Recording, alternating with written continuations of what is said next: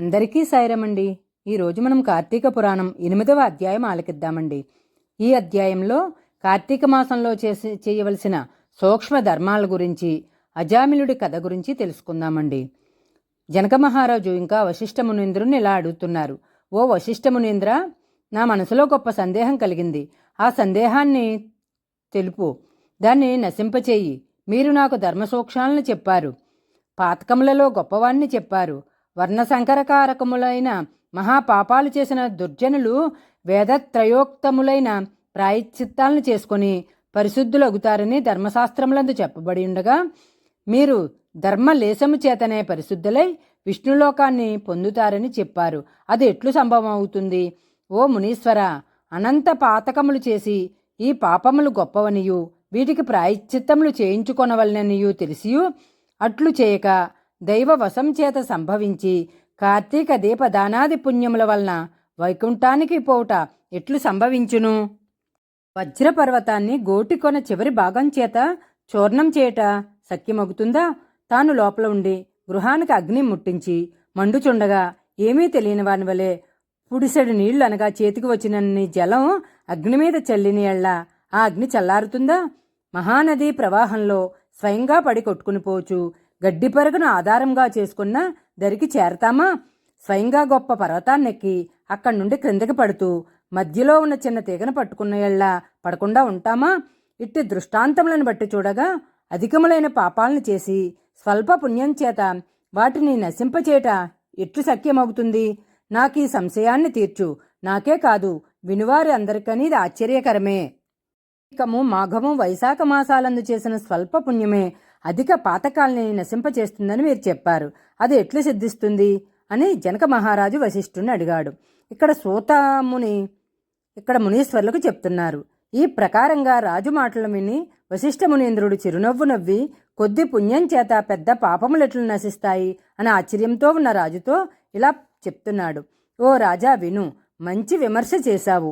నేను కూడా విచారించి తిని వేదశాస్త్ర పురాణములను విచారించగా ధర్మములలో సూక్ష్మములున్నట్లు తెలిసింది. అట్టి సూక్ష్మధర్మములు ఎంత పనినైనా చేయ సమర్థములు.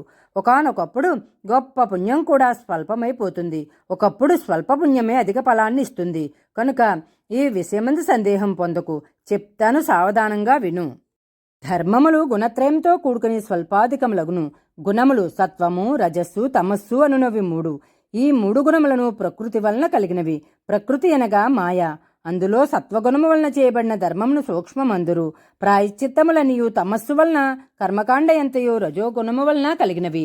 తిరిగి జన్మ ఇచ్చినవి తమో గుణము వలన చేసిన ధర్మము తామసమనబడును. ఇది నిష్ఫలము. ఇందులో సత్వగుణముతో చేయబడిన ధర్మమును సూక్ష్మమని నీకు చెప్పి తిని. అది కొంచెమైనను కాలయోగము వలన వృద్ధినందును. దేశమనగా పుణ్యక్షేత్రము, కాలమనగా పుణ్యకాలము, పాత్రమనగా యోగ్యుడైన బ్రాహ్మణుడు. ఈ 3 విధముల యోగ్యతను విచారించక విధిరహితముగాను మంత్రరహితముగాను చేయు దానాధికము తామసమనబడును. ఇది ఎంత గొప్పదైనను సర్వపాపనాశన సామర్థ్యము కలది కాదు. ఓ జనక మహారాజా, దేశకాల పాత్రములను విచారించి చేసిన ధర్మము అక్షయమై మోక్షహేతు అవుతుంది. ధర్మము అధికమో స్వల్పమో కాలమును బట్టి విచారించి నిశ్చయించవలెను. కర్మ పద్ధతి జ్ఞేయమనగా కర్మసరణి ఇట్టిదని నిశ్చయించుటకు వీలు లేదని భావము. అట్లు దేశకాల విచారణ చేసిన ధర్మము వలన సుఖమును పొందుదురు. కాబట్టి జ్ఞానము చేత గాని అజ్ఞానము చేత గాని దేశకాల పాత్ర విచారణతో చేసిన సర్మము అక్షయ ఫలము ఇచ్చును. ఇందుకు సందేహము లేదు. పర్వతము ఎత్తున కట్టెలను పేర్చి అందులో గురువిందగింజంత అగ్నిని ఉంచిన ఎళ్ళ ఆ కట్టెలన్నీయూ బూడిదయగును. గృహంలోని చీకటిని చిన్న దీపమును వెలిగించినా నశించును. చిక్కగా ఉన్న బురద నీటిలో ఎంతకాలము స్నానం చేసినా చివరికి నిర్మల జలమందు ఒక మారు స్నానం ఆచరించిన ఎళ్ళ ఆ మురికి పోవును. అట్లే అల్ప పుణ్యము చేత అధిక పాపములు నశించగలవు. జ్ఞానము చేత కాని చేసిన పాపములు అధికములు గాని స్వల్పములు గాని హరినామ సంకీర్తనము వలన నశిస్తాయి. మహిమ తెలియక చేయబడినదైనను హరినామ సంకీర్తనము చే పాపములనియు వెదురు పొదలను అగ్నివలే దహిస్తాయి. పైన చెప్పిన విషయమే ఒక కథను చెప్తాను, విను. పూర్వకాలమందు కన్యాకుబ్జమనది క్షేత్రమందు వేదాంగ పారంగతుడై సత్వనిష్ఠుడని ఒక బ్రాహ్మణుడు కలడు. ఆ బ్రాహ్మణునకు పతివ్రతయు ధర్మాత్మురాలు అగు భార్య కలదు. వారిరువురకును చివరి కాలమున అజామిలుడను ఒక కుమారుడు పుట్టెను. అజామిలుడు దురాచారుడును, దాసీభర్తయు, హింసకుడును, నిత్యము దాసీ సాంగత్యమందు ఆసక్తి గలవాడై ఉండెను. అట్టివాడు స్వల్ప పుణ్యం చేత అనగా తెలియక చేసిన హరినామ సంకీర్తనము వలన తరించెను. ఆ అజామిలుడు ప్రవర్తించిన ప్రకారము ఎట్లనినా అజామిళ్నకు యవ్వనము రాగానే ఒక దుష్ట బ్రాహ్మణుని ఇంటిలో ఒక దాసి ఉన్నది. దానితో సంగమము చేసి దాని యందు ఆసక్తుడై తల్లిని తండ్రిని విడిచి కామాతురుడై దానితోనే జలపానము భోజనము శయనము జరుపుచు వైదిక కర్మలను విడిచి కామశాస్త్ర ప్రవీణుడై ఆ లింగన చుంబనాది కర్మలయందు ఆసక్తి కలవాడై ఆ దాసీతోనే నిరంతరము కాలము గడుపుచుండెను. ఆ అజామిలుడిట్లు కులాచార భ్రష్టుడైన కారణాన బంధువులందరూ అతన్ని గృహాన్ని నుండి వెళ్ళగొట్టారు. అజామిలుడు ఆ ఊర్లోనే ఒక చండాలుని ఇంట్లో నివాసం ఏర్పరచుకుని నిత్యం దాసీతో కూడి కుక్కలను ఉచ్చులు వేసి మృగాలను పట్టుకోవడానికి వాటిని వెంట పెట్టుకుని అరణ్యానికి వెళ్ళి పశువులను పక్షులను మృగాల్ని చంపి వాటి మాంసాన్ని భుజిస్తూ కాలం గడుపుతూ ఉన్నాడు.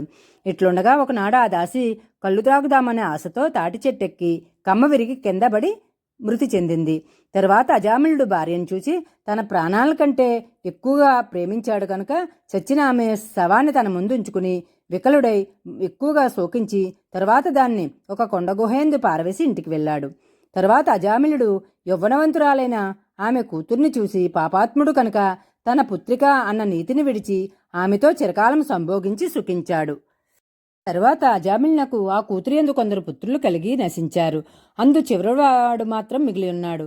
వానికి నారాయణను నామకరణం చేసి అజామిలుడు నడుచున్నప్పుడు, కూర్చున్నప్పుడు, జలం తాగేటప్పుడు, భోజనం చేసేటప్పుడు, తిరుగుచున్నప్పుడు పుత్ర పాసం చేత బద్ధుడై నిరంతరం ఆ నామంనే నారాయణ నామంనే పలుకుచూ ఉన్నాడు.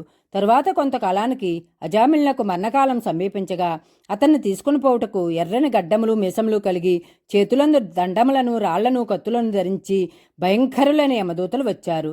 అజామిలుడు తన్ను తీసుకుని పోవచ్చిన యమదూతలను చూసి భయపడి పుత్ర స్నేహం చేత దూర మందాటలోనున్న కుమారుని నారాయణ నారాయణ అని పిలిచాడు. ఆ పిలిచినప్పుడు భయం చేత దీనస్వరంతో పెద్దగా ఓ నారాయణ అని పలుమార్లు పిలిచాడు. రాజా, దైన్యంతో కూడి నారాయణ నామ సంకీర్తనమును మరణకాలమందు అజామిలుడు చేయగా విని యమదూతలు ఆలోచించి దగ్గరకు రావడానికి భయపడి దూరంగా పోయి భయంతో నుంచున్నారు. అంతలో తేజోవంతులైన విష్ణుదూతలు వచ్చి యమదూతలను జూచి ఓయి ఈ అజామిలుడు మావాడు గాని మీవాడు కాడని చెప్పారు. రాజా, ఆ విష్ణుదూతలు పద్మముల వలె విశాలమైన నేత్రములు గలవారును, పచ్చని పట్టుబట్టలను ధరించిన వారును, పద్మమాలాలంకృతులను, కిరీటవంతులను, కుండలదారులను, మంచి మాలికలు, వస్త్రములు, ఆభరణములు కలవారును, 4 చేతులు కలవారును, సుందర దేహులను, శంఖుచక్రములను ధరించిన వారును, తమ కాంతి చేత దేశమంతయు ప్రకాశింపజేయువారును అయివుండిరి. ఇట్టి విష్ణుదూతలను చూసి యమదూతలు ఇట్లా అన్నారు: మీరు ఎవ్వరు? కిన్నెరుల, సిద్ధుల, చారణుల, దేవతల అని యమదూతలు అడుగగా యమదూతల మాటలను ఆలకించకుండా విష్ణుదూతలు అజామిలుని తమ పుష్పక విమానం ఎక్కించుకుని తమ లోకానికి తీసుకుని పోవు కోర్కె గలవారే ఇలా పలుకుతున్నారు. ఇది కార్తీక పురాణము 8వ రోజు పారాయణము. మిగిలిన అజామిలుని కథ 9వ అధ్యాయంలో ఆలకిద్దామండి. సాయిరామండి.